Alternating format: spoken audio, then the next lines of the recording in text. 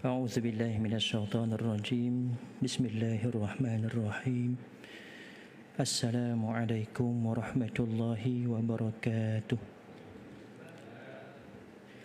للنبي المصطفى رسول الله صلى الله عليه وسلم وإلى أرواح والدينا ومعلمينا وذوي الحقوق علينا أجمعين الفاتحة أعوذ بالله من الشيطان الرجيم بسم الله الرحمن الرحيم الحمد لله رب العالمين الرحمن الرحيم مالك يوم الدين إياك نعبد وإياك نستعين اهدنا الصراط المستقيم صراط الذين أنعمت عليهم غير المغضوب عليهم ولا الضالين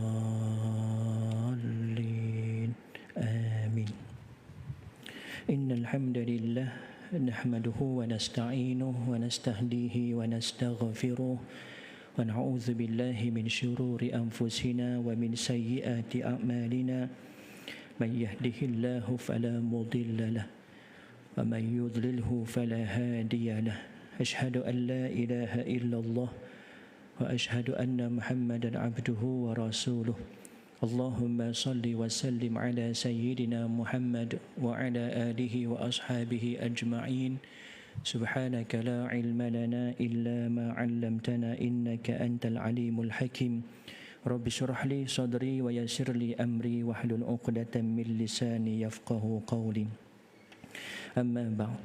Yang dihormati Tuan Nazir, Tuan Imam, Tuan Bilal, pegawai serta ahli jawatan kuasa Masjid Ar-Rahmaniyah Kampung Sungai Lang Baru, yang dimuliakan para alim ulama, asatizah di kalangan tuan-tuan dan juga puan-puan, seterusnya muslimin, muslimat, hadirin, hadirat.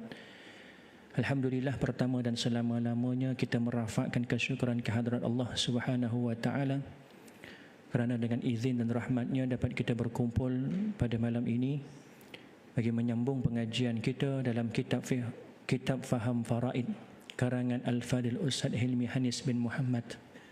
Mudah-mudahan perjumpaan kita termasuk dalam salah satu taman-taman syurga yang mendapat rahmat dari Allah Subhanahu wa taala, sekaligus dapat menambah timbangan amal kebaikan kita ketika kita bertemu dengan Allah Subhanahu wa taala fi yaumil mahsyar nanti insya-Allah. An Abi Hurairah radhiyallahu anhu qala Rasulullah sallallahu alaihi wasallam ta'allamul fara'idha wa 'allimuha fa innaha nisful ilmi wa huwa yunsa wa huwa awwalu syai'in yunza'u min ummati. Daripada Abu Hurairah radhiyallahu anhu berkata bahawa Rasulullah sallallahu alaihi wasallam bersabda, pelajarilah ilmu faraid serta ajarkanlah ia. Sesungguhnya ia adalah setengah daripada ilmu dan ia akan dilupakan. Dan sesungguhnya ia adalah ilmu yang pertama yang akan dicabut dari umatku. Hadis riwayat Ibnu Majah dan Darul Qutni. Tuan-tuan, puan-puan yang dirahmati Allah, malam ini insya-Allah kita akan sambung pada muka surat yang ke-42 berkait tentang rukun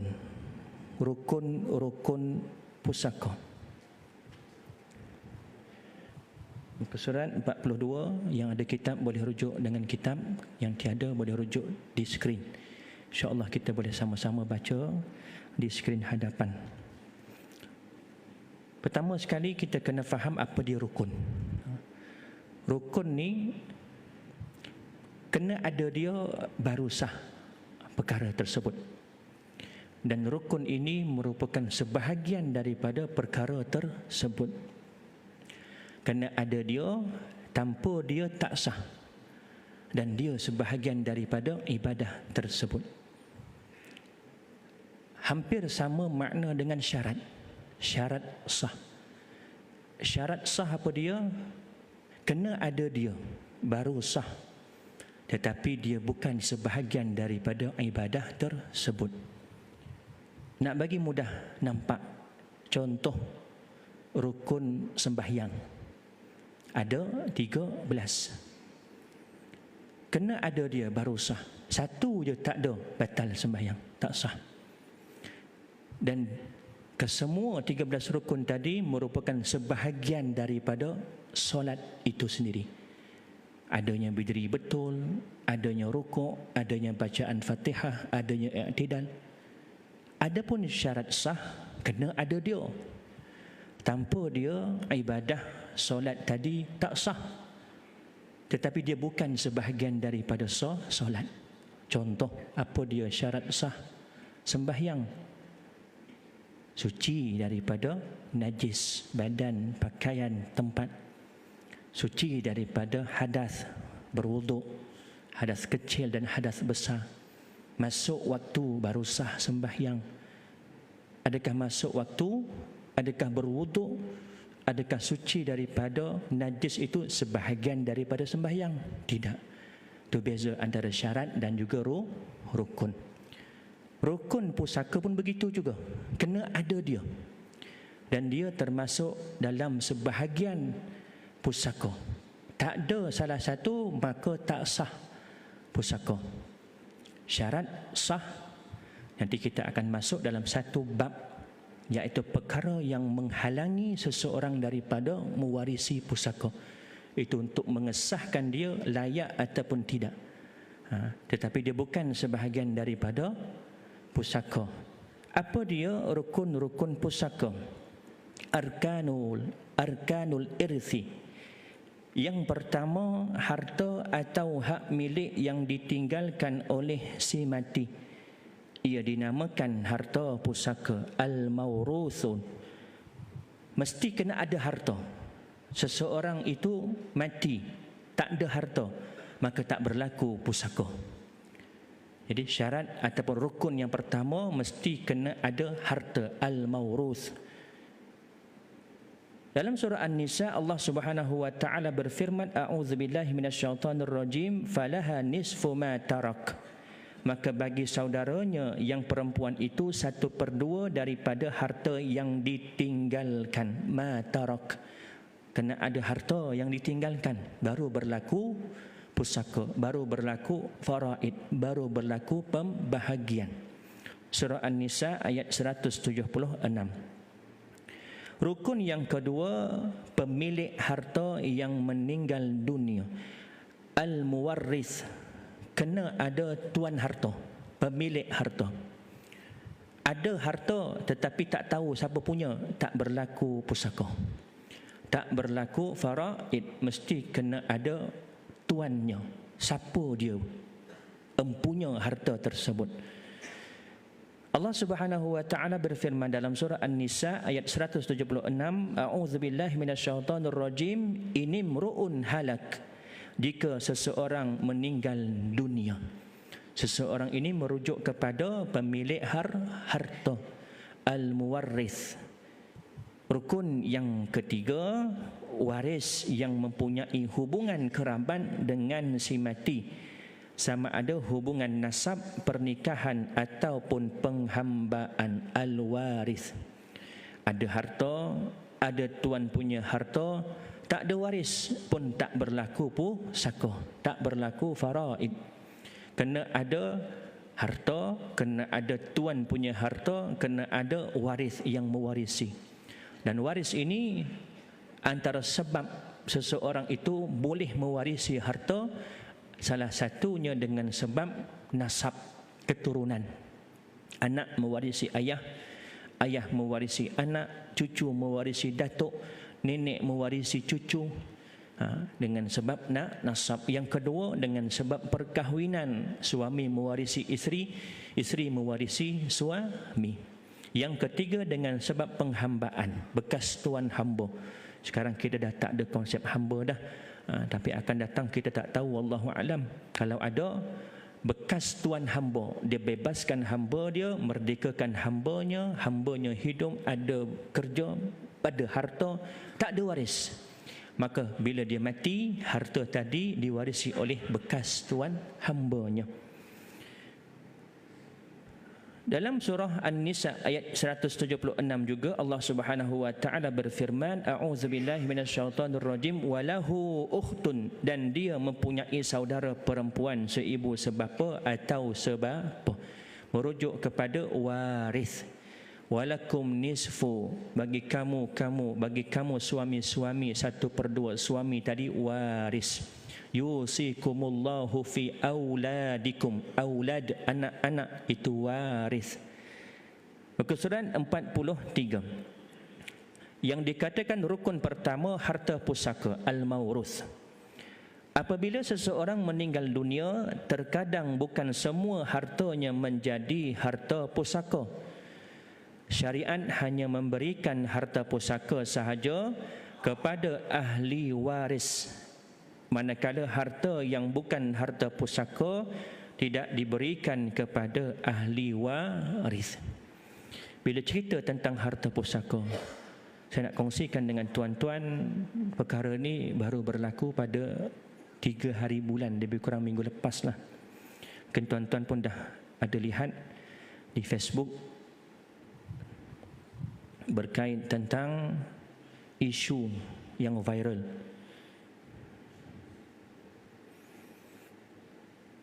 Tewas di mahkamah. Dia nak ceritakan yang berlaku pada 3 September. Orang ini tewas dalam perbicaraan mahkamah. Perintah supaya dikosongkan dan keluar dari rumah yang telah didiami lebih 35 tahun.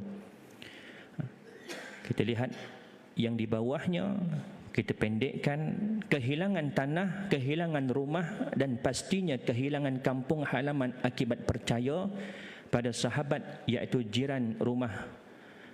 Membeli tanah lot atas persetujuan mulut dan sekarang dituntut. Saksi ada tapi tak mau menjadi saksi di mahkamah. Akhirnya mahkamah memihak padanya. Ini isu berkait tentang lot lidi di atas tanah berstatus pertanian. Kalau tanah berstatus kediaman, tak ada masalah. Kita boleh pecah, nak pecah banyak mana pun boleh. Tetapi bila tanah berstatus pertanian, maka kanun tanah negara meletakkan syarat. Hanya boleh masuk satu nama sahaja bagi 1 ekar tanah. Ini orang yang menjual ni pun masalah juga. Kalau jual 1 ekar mungkin dapat laku 150,000 sahaja contoh. Kalau tanah tu 1 ekar dapat 150,000, dia buat lot lidi, pecah 10. 1 lot boleh jual 50,000. Kalikan 10, 500,000 dia dapat. Tapi status tanah masih pertanian. Buatlah akad perjanjian, surat jual beli, stamping LHDN, akuan sumpah di Pesuruhjaya Sumpah, tak laku di pejabat tanah. Mati tuan punya harta jatuh kepada siapa? Waris. Siapa? Anak-anaknya. Waktu hidup kita tak boleh masukkan pindah milik lebih daripada 1 nama bagi 1 ekar. Tetapi kalau misal kata kita ada 1 ekar tanah, kita mati, waris kita ada 10 orang. 10 nama boleh masuk dalam tanah tersebut atas nama pusaka. Pindah milik waktu hidup tak boleh. Ini masalah yang banyak sangat berlaku. Waris makan harta batil, si mati ada saham juga di akhirat nanti. Kita bila nak bermuamalah dengan orang, pastikan muamalah yang kita jalankan itu sah dari sudut syariah dan juga dari sudut undang-undang kita. Jangan menganiaya orang. Ni, bila dah berlaku begini, siapa yang dizalimi? Pembeli-pembeli. Kalau 1 ekar tanah tadi ada 10 lot, 10 pembeli itu jadi mangsa. Sekarang tak ada masalah kerana pemilik masih hidup. Nanti pemilik dah mati nanti. Kalau waris-warisnya faham agama, tahu hukum hakam, dia boleh lepaskan bahagian dia. Tapi kalau kelabu mata, inilah peluang dia. Apa bukti? Ada bukti jual beli, pergi masuk mahkamah, tak valid bukti-bukti tersebut. Mengikut kanun tanah negara, tak boleh masuk nama rancang kita punya harta. Jangan sampai bila kita dah tiada nanti menyusahkan waris kita dan menyusahkan orang yang terlibat dengan harta kita. Saya nak kongsi dengan tuan-tuan. Bagi saya perkara ini penting.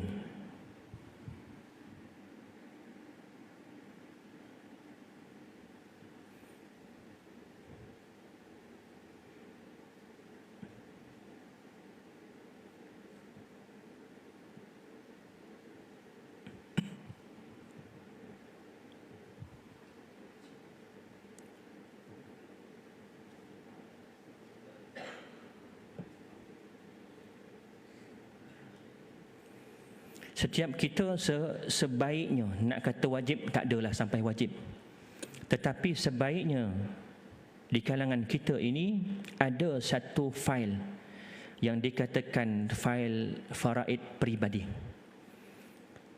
Setiap kita, supaya apa? Mudah urusan waris-waris kita nanti. Setiap orang mesti ada fail faraid peribadi masing-masing. Ianya bertujuan agar waris tahu apa yang perlu diuruskan dari harta peninggalan si mati, lebih-lebih lagi sekiranya harta tersebut hendak digunakan untuk melangsaikan hutang si mati. Jikalau dokumen tak lengkap, ianya akan menyukarkan urusan waris untuk menguruskannya. Dan paling kita bimbang kalau waris dah give up, maksudnya putus asa. Putus asa ni maksudnya apa? Dah malah nak fikir dah, malah nak cara dah. Sebab urusan tu makin rumit. Dan malas nak uruskan pusaka kita kerana urusan yang begitu mencabar. Kita akui undang-undang yang sedia ada sekarang ini, memang kalau kita tak faham proses jadi sukar. Tapi kalau kita tahu proses, apa dokumen nak kena disediakan, apa syarat-syaratnya, insya-Allah kalau kita bergerak segera, perkara tersebut akan selesai juga. Dan kita bersangka baik undang-undang atau akta-akta yang sedia ada ini tidak lain dan tidak bukan untuk menjaga hak waris, untuk menjaga maslahah umum. Setiap akta ataupun undang-undang yang sedia ada untuk menjaga harta si mati ini daripada pergi ke pihak-pihak yang tidak sepatutnya. Maka oleh itu ada syarat-syarat, ada prosedur dia, ada caranya untuk diuruskan. Dalam fail tersebut kena masukkan salinan IC setiap waris. Kalau contoh saya, waris yang saya ada, ayah saya masih ada, ibu saya masih ada, isteri saya seorang, anak saya 5 lelaki, seorang perempuan. Masukkan kesemuanya dalam fail tersebut, salinan IC mereka. Ini juga berlaku bila mana ada di kalangan waris yang tak nak bagi kerjasama. Kita nak salinan IC pun dia tak nak bagi. Ni ada berlaku. Saya pernah uruskan masalah ini. Waris ini tak nak bagi kerjasama. Kita minta bukan suruh datang ke pejabat, dia boleh isi borang DDA untuk borang mengesahkan dia boleh memberi keputusan di luar daripada bicara kuasa. Borang DDA namanya. Tapi bila kita minta salinan IC pun tak nak bagi. Orang macam ni berdosa. Berdosa sebab apa? Sebab dia menghalang urusan orang lain, mengganggu urusan orang lain. Boleh jadi di kalangan waris ada di kalangan anak yatim, di kalangan waris ada di kalangan ibu tunggal yang memerlukan harta tadi untuk kelangsungan hidup, tetapi disebabkan dia tak nak bagi kerjasama, urusan tersebut terkendala. Satu kes kawan saya uruskan, orangnya tinggal di Terengganu. Tanah tersebut, aset tersebut di Kedah. Bila dah berlaku kematian berlapis-lapis, faham maksud berlapis-lapis? Kematian tu pertama, kemudian kematian kedua, kematian ketiga, sampai kematian yang ke-10 contoh, baru nak diuruskan harta kematian milik yang pertama. Dia akan menjadi sukar. Nak kena kira satu persatu nak kena jejaki waris satu persatu setiap kematian tersebut. Barulah boleh finalnya kepada waris siapa yang terakhir, yang masih hidup. Kalau contoh kematian tahun 1990, 2023 baru nak urus, bayangkan berapa kematian. Tetapi disebabkan orang ini, waris ini faham, tahu dia. Kawan saya tanya dia, boleh tak turun ke Kedah? Kerana urusan di pejabat pusaka kecil ini mesti di tempat tanah atau aset itu berada. Kalau di Kedah, kena di pejabat pusaka kecil Kedah. Dia tanya, boleh tak encik datang turun ke sini untuk selesaikan masalah pusaka ni, arwah sekian-sekian. Arwah ni dah jauh sangat dah dengan dia ni. Mungkin atuk ataupun lepas atuk apa? Moyang. Masa dia datang tu pun dah tak kenal orang dah. Padahal semua waris ni ada sekangkut paut. Jadi kawan ni tanya, boleh tak encik datang? Kita nak selesaikan pusaka arwah sekian-sekian. Dia tanya, kalau misal kata saya datang ke sana, berapa bahagian pusaka saya? Dia tanya. Kawan saya ni tanyalah, sebab dia nak kira-kira juga. Daripada Terengganu nak ke Kedah tu, dengan duit minyak lagi, dengan duit tol lagi, penat lagi, makan lagi. Kira-kira tak sampai RM10.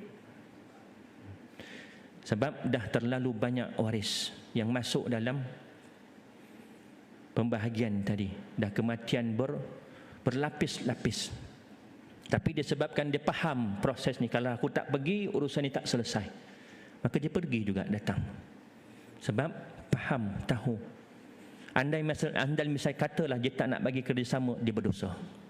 Kenapa kata berdosa? Sebab menyusahkan waris-waris yang lain, menyukarkan urusan, menghalang hak orang lain yang sepatutnya dapat, boleh menikmati, boleh menggunakan harta tadi untuk kelangsungan hidup, dia menghalang. Jadi bagi kerjasama, tolonglah bagi kerjasama. Walaupun bahagian kita tu mungkin dah sedikit, tetapi atas ihsan, atas nama ini tanggungjawab kita untuk menyelesaikan. Kalau tak selesaikan, akan bertambah rumit pada masa akan datang. Sepatutnya kita masuk nama ni, kita ada bahagian, kita tak nak bagi kerjasama, kita mati, anak kita pula akan menggantikan tempat kita. Kematian yang seterusnya pula. Kemudian yang kedua, IC ni tadi yang layak menerima faraid saja. Oleh sebab itu kena tahu dahulu di kalangan waris kita siapa yang berhak menerima pusaka.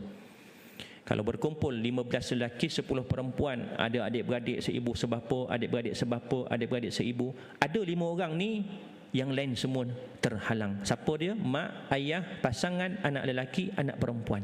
Cukup bila ada 5 ini, masukkan yang 5 ini saja. Tak perlu masuk IC adik-beradik, tak perlu masuk IC atuk ataupun nenek, kerana semuanya terhalang. Masukkan. Yang kedua, salinan dokumen harta seperti geran tanah, rumah, kereta dan perjanjian jual beli. Yang ini kena masukkan juga salinannya, supaya waris mudah untuk submit ke pejabat pusaka kecil. Sebab nanti waris kena kumpulkan aset-aset kita nanti bila kita dah mati, bila kita dah kumpulkan dalam satu fail, mudahkan mereka. Banyak berlaku kes yang mana si mati meninggalkan tanah berkeping-keping dan dalam masa yang sama mempunyai hutang yang banyak. Tapi aset tersebut tidak dicairkan untuk membayar hutang si mati kerana waris tak pernah tahu pun yang si mati mempunyai tanah tersebut. Sebab itulah sekali-kali kena cerita juga jelas-jelas kepada waris akan harta yang kita miliki. Masukkan siap-siap dalam fail kita. Segala aset kita. Tanah, rumah, kenderaan, yang ada surat beranak, istilahnya surat beranak lah, ada pengesahan pemilikan, ada grant. Yang ketiga, salinan penyata bank kewangan. Semua bank peribadi termasuk tabung haji, KWSP dan lain-lain. Cuma KWSP dan juga tabung haji sekarang dah boleh masuk penama. Tapi kena faham, penama tu bukan milik dia. Dia cuma memudahkan urusan pengeluaran sahaja. Harta tersebut termasuk harta pusaka wajib difaraidkan. Kadang ada juga yang salah faham, nama aku punya. Dia ambil semua, makan harta batil. Kalau ada harta anak yatim dalam tu, makan harta anak yatim. Na'udzubillah. Kenapa nak kena ada? Supaya mudah urusan. Bank ni, tuan-tuan, bila kita mati, segala akaun kita akan dibekukan. Bila kita buat laporan polis. Kalau mati di rumah, kita waris kena buat laporan polis. Kalau mati di hospital akan keluarkan pengesahan mati. Secara automatik, satu sistem, akaun-akaun kita akan dibekukan. Jarang berlaku kalau suami mati, isterinya terus pergi bank cucuk duit. Jarang berlaku. Boleh buat, boleh. Sebab belum lagi dibekukan waktu tu. Belum daftar, belum report. Tapi gamak ke kita nak buat macam tu? Ayah mati pagi ni, nanti dulu, jangan report dulu. Bagi kad bank, kita keluarkan duit dulu. Dari segi undang-undang, salah. Dari segi undang-undang, kita salah, boleh didakwa. Walaupun anak sendiri, walaupun isteri sendiri. Sebab semua tu ada rekod. Kita nak buat report pun nanti kita akan bagi tahu bila matinya, pukul berapa. Cek dalam sistem bank, mati pukul 10, keluar duit pukul 11 pagi. Siapa yang keluarkan? Kantoi kat situ. Salah dari segi undang-undang, satu kesalahan mengeluarkan duit yang bukan empunya. Dan ada setengah bank dia boleh bagi kelonggaran nak keluarkan sedikit.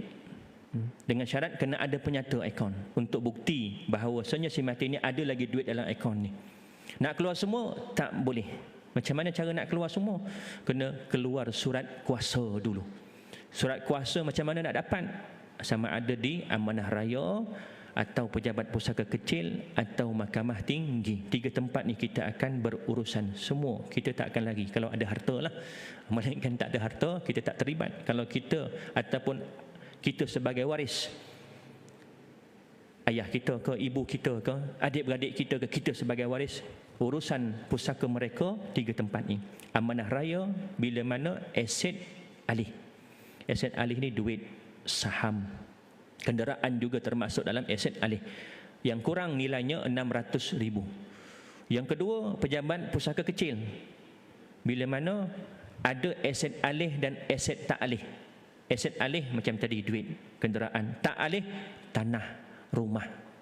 Rumah ni maknanya rumah macam rumah taman lah, yang ada geran. Kalau rumah atas tanah, rumah tadi tak termasuk, dikira tanah sahaja.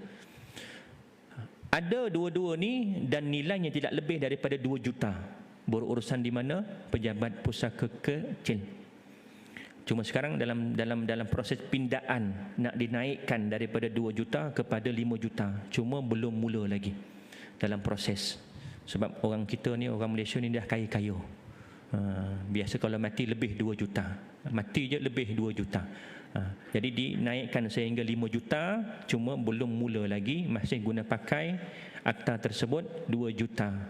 Lebih 2 juta di mana urusan Mahkamah Tinggi Sivil. Bila Mahkamah Tinggi, prosesnya melibatkan duit. Tak boleh urus sendiri, lantik peguam. Nak lantik peguam saja standby 30,000, 40,000. Ada setengah firma meletakkan charge berdasarkan nilai aset tersebut, ada persennya. 20%, 30% daripada nilai aset. Contoh harta si mati ada 10 juta. 10% dah berapa? 1 juta. Kalau dapat yang minta separuh dulu, 500,000 kena sediakan. Tak buat, tak dapat kat waris. Jadi beku. Tak boleh pindah milik. Walaupun tanah tersebut, kita duduk dekat tanah tersebut. Tanah ni tanah pusaka ayah, tapi tak diuruskan. Mati kita dapat kat anak. Tanah ni tanah pusaka atuk, tapi tak diuruskan. Sampai satu tahap, cucu pun dah tak tahu dah ni tanah siapa. Masing-masing dah tanya-tanya, ini tanah siapa. Tuan-tuan, hari ini lebih 1 juta geran di atas tanah orang yang mati. Geran tanah, geran rumah atas nama orang yang dah mati. Lebih 1 juta. Tuan-tuan bayangkan. Saya nak kongsi dengan tuan-tuan. Bila kita cerita tentang ni, mungkin kita akan lebih beringat dan kita akan rasa, oh, benda ni rupanya penting. Ramai di kalangan kita ambil ringan. Ini Persatuan Pengguna Islam Malaysia, PPIM, 6 hari yang lepas. 90 bilion harta faraid tak dituntut. 90 bilion. Rasa-rasa kalau disusunlah duit RM1 tu 50 bilion sampai ke mana? Sampai negeri mana? Silap sampai ke Johor, patah balik ke Selangor, tak habis 90 bilion. Disusun RM1. Mana datang daripada sumber ini? Dari utusan. Kita baca sedikit. Kita nak ambil pengajaran benda ni. Benda ni yang terlalu yang selalu masyarakat kita ambil ringan, ambil mudah. Saya ambil yang bawah sekali. Tuan-tuan boleh rujuk dekat utusan Malaysia.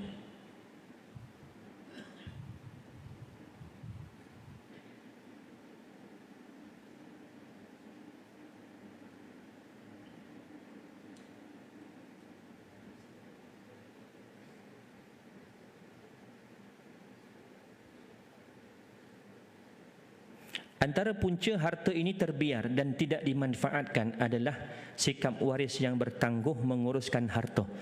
Jumlah harta sedikit yang tidak menarik ahli waris membuat tuntutan. Ahli waris yang hilang tidak dapat dikesan sama ada berhijrah ke luar negara atau telah bertukar alamat atau nama pendaftaran. Ini antara punca. Punca kenapa berlakunya pembekuan harta pusaka tidak dituntut kerana urusan-urusan itu menjadi semakin rumit. Kenapa berlaku semakin rumit? Kerana ditangguhkan urusannya. Sehingga berlaku kematian-kematian berlapis, sehingga sebab dapat tu tak banyak, tak berbaloi. Buat kerjanya, urusannya lagi banyak makan modal. Dapatnya sikit je. Sebab waris yang dah ke lapisan ke-10 baru nak urus. Akhirnya tak nak bagi kerjasama, last sampailah bila-bila pun urusan tu terkendala, beku harta tersebut. Siapa yang buat? Penulis adalah anggota Majlis Agama Islam Selangor dan Jawatan Kuasa Perunding Syarak Wilayah Persekutuan. Ini komen-komen netizen. Leceh, susah dan menyusahkan, kena kesana ke sini, last kena buat semula, lepas tu tak jadi apa. Cubalah memudahkan urusan lain, banyak menyusahkan daripada memudahkan. Prosedur dan kos yang memeningkan dengan setiap institusi prosedur berbeza-beza. Ini berlaku sebab apa? Sebab bertangguh. Saya yakin kalau misal kata kita buat segera, urusannya bila kita faham proses mudah saja. Mati saja, kumpul waris, lantik seorang pentadbir di kalangan keluarga terlebih dahulu. Siapa yang nak pergi menguruskan ni? Biasa Abang Long lah, anak yang sulung. Lantik dia, Along sebagai pentadbir di kalangan keluarga, uruskan, submit. Pergi ke pejabat pusaka kecil, submit dulu, kemudian daftarkan harta-harta si mati arwah ayah, kemudian senaraikan waris-waris yang ada. Nanti lebih kurang dalam 2 bulan pihak pejabat akan panggil untuk bicara kuasa. Popek, lebih kurang 6 bulan, 7 bulan selesai dah urusannya. Sebab urusan tersebut hanya melibatkan waris peringkat pertama. Jadi tak ramai mana. Habis-habis pun kalau anak 10 orang tu je lah yang terlibat. Dengan isteri ataupun pasangan si mati 11 orang. Kalau anak 2 orang tu je yang terlibat urusan tersebut. Tapi bila bertangguh, maka berlaku kematian berlapis, maka waris akan menjadi bertambah ramai. Tuan-tuan faham tak maksud kematian berlapis? Okay. Ini saya bagi contoh. Ini si mati. Si mati, tahun matinya namanya Sidik, 1990. Ini kisah benar. Orang ni datang jumpa saya, kematian yang ke-7, 7 lapis. Yang jumpa saya ni anak kepada Zainab, anak Zaitun, anak Osman. Cuma saya nama ni saya tak letak nama betul lah. Dan tahun pun saya tak bagi tahun betul. Cuma tahun tu nak bezakan siapa mati dulu. Si mati ni, ini harta si mati. Geran tanah ni nama si mati, nama Sidik. Tapi yang menguruskan ni anak Zainab, anak Zaitun, anak Osman. Bila si mati ni mati 1990. Ada waris bapa, ibu, isteri, anak lelaki 1, 2, 3, anak perempuan 1, 2, 3, 4. Yang datang tuntut anak kepada Zainab, Zaitun, Osman ni tadi. Kematian keberapa? Yang ketujuh, selepas daripada tujuh. Macam mana nak buat? Kena kira daripada satu persatu. Kena senaraikan waris sidik terlebih dahulu. Ni kematian sidik. Siapa ada bapa, ibu, isteri, anak lelaki, anak lelaki, anak lelaki, anak perempuan, anak perempuan, anak perempuan, anak perempuan. Kira satu-satu dulu. Lepas dah kira, bahagian bapa 40/240, bahagian ibu 40/240, bahagian isteri, sampailah setiap seorang waris tu ada bahagian pecahan mereka. Ini baru kematian pertama. Nak sampai kepada anak Zaitun, anak Zainab, anak Osman, kena kira satu persatu kematian. Nak menjejak waris tahun 1990. Kemudian siapa yang mati kedua? Kasim, bapa kepada Siddiq, 1995. Senaraikan kematian yang kedua pula. Si Kasim ada siapa? Ada isteri. Ada ayah? Tak ada. Ada ibu? Tak ada. Ada saudara mara? Tak kira, sebab ada anak. Bila ada anak, adik-beradik tak dapat. Bila ada anak lelaki, adik-beradik tak dapat. Ada anak perempuan, dua lelaki, dua perempuan. Kena kira satu persatu. Kena jejak satu persatu waris. Tuan-tuan bayangkan. Kalau yang duduk dekat-dekat tak apa.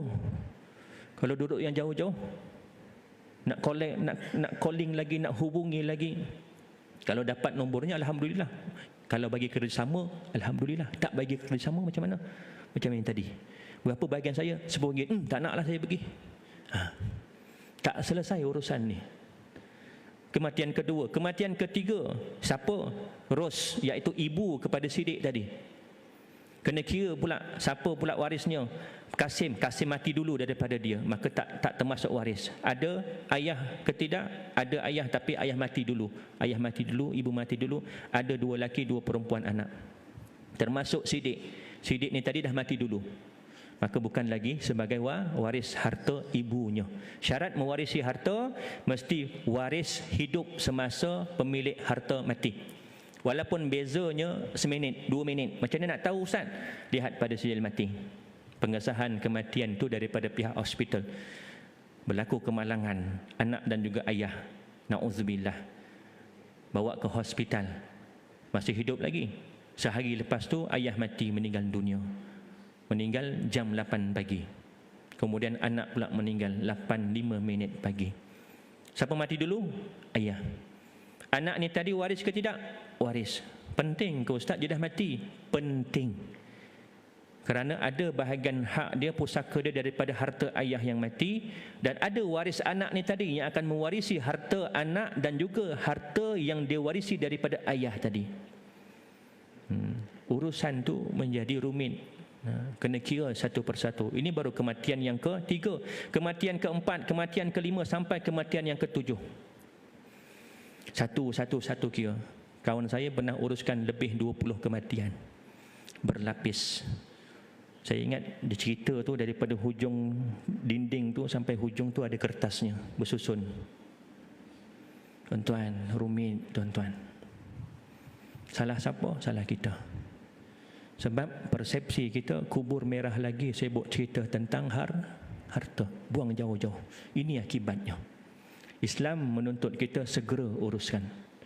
Mati je terus uruskan. Kerana daripada harta tersebut ada hak waris. Mungkin boleh jadi waris nak guna, tetapi terhalang. Mak ayah biasa masalah. Bila mana tahu? Bila contoh salah seorang mati dulu. Mak mati, mak ada harta. Anak-anak ni tadi nak cakap dengan ayah. Kaulah cakap dengan ayah, kaulah cakap. Ayah pula bekas tentera. Kaulah cakap, ayah, harta mak. Aku hidup lagi, kata ayah. Ni kisah benar. Mak pun begitu juga. Ayah mati, anak-anak nak tanya, bukan nak gila harta, tak. Kita nak selesaikan segera. Sebab takut berlaku rumit satu masa nanti, bila ditangguh urusan. Mak, harta ayah, mak hidup lagi, mak kata. Bukan kira hidup tak hidup, tapi kira ini urusan yang perlu disegerakan. Persepsi ni masih kuat, masih tebal. Saya penolong pentadbir tanah di Kuala Langat. Kalau melibatkan bangsa lain, mereka uruskan dengan segera, tuan-tuan. Tapi melibatkan masyarakat kita, ramai yang mengambil mudah, ramai yang bertangguh, ramai yang tak apalah nantilah uruskan. Sebaiknya berlaku kematian malam tu tentukan siap-siap. Tentukan. Sebab biasanya hari kematian itulah semua waris ada. Ini baru nak buka cerita, kubur merah lagi sibuk cerita tentang harta. Kesan dia tak apa, bulan depan kita kumpul, kita bincang. Sampai bulan depan seorang pula kata, tak bolehlah, aku ada hal, tunda lagi 2 bulan, tunda lagi 3 bulan, sampai bertahun-tahun, dah sampai jadi macam tak nak ambil tahu lagi dah. Tak selesai lagi ya. Siapa yang uruskan? Entah, masing-masing entah. Tertangguh dan tertangguh, selesaikan segera. Mudah urusan kita, mudah urusan bagi waris kita nanti.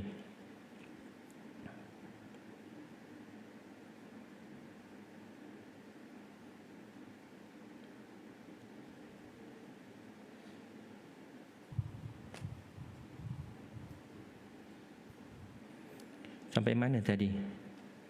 Fail faraid.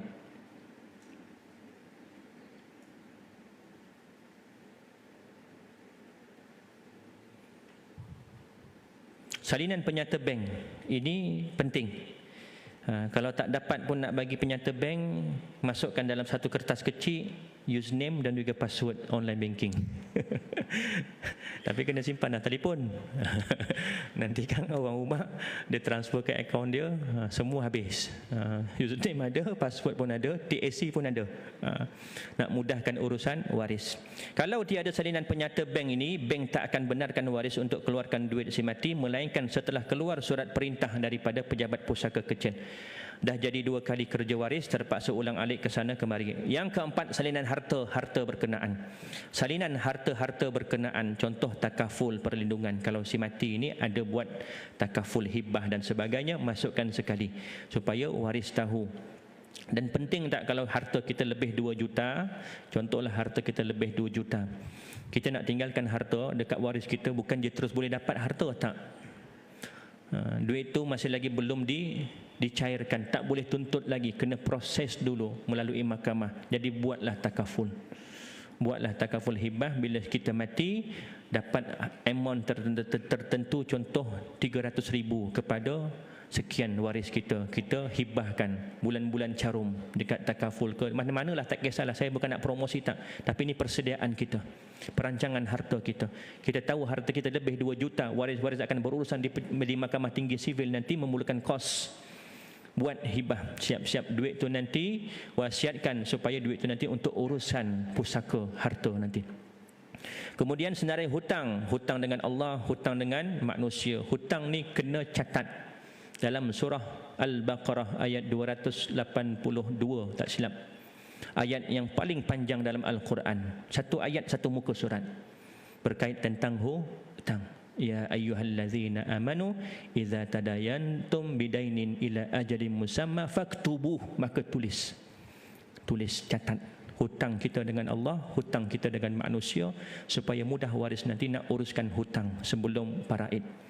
Kemudian apa lagi nota tambahan, jika sekiranya kita ada berhutang dengan sahabat kita suatu jumlah yang agak banyak, maka seeloknya kita masukkan nombor telefon sahabat, masukkan sekali nombor telefon, alamat kalau boleh, bukan hanya nama sahaja.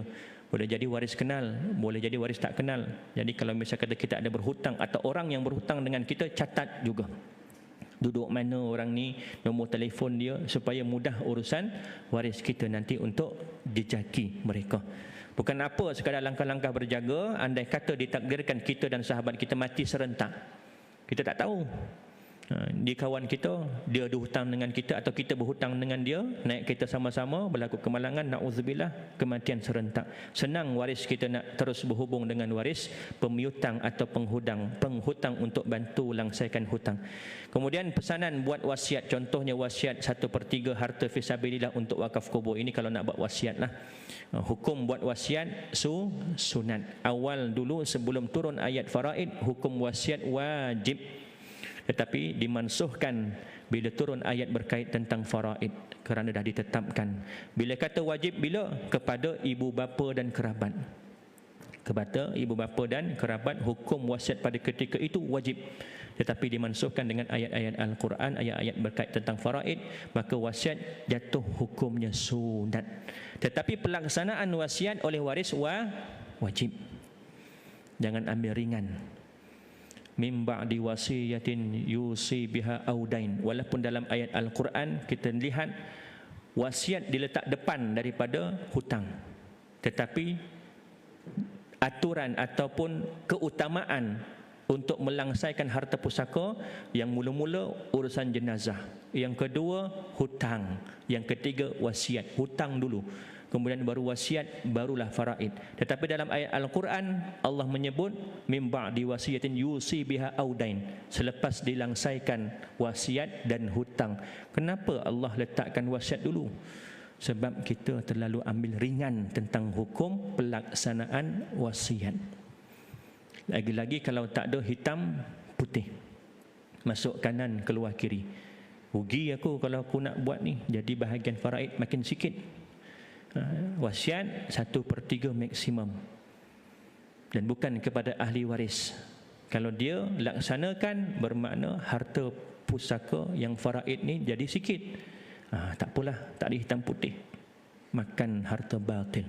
Wajib bagi waris untuk melaksanakan wasiat. Kemudian struktur faraid peribadi. Senaraikan waris kita. Senaraikan waris kita, ada ayah, ada ibu, ada pasangan, ada anak-anak berapa orang, kirakan. Kalau tak pandai kira, tanya dengan mana-mana ustaz. Ustaz, tolong kirakan kalau misalnya kata saya mati, berapa waris saya dapat?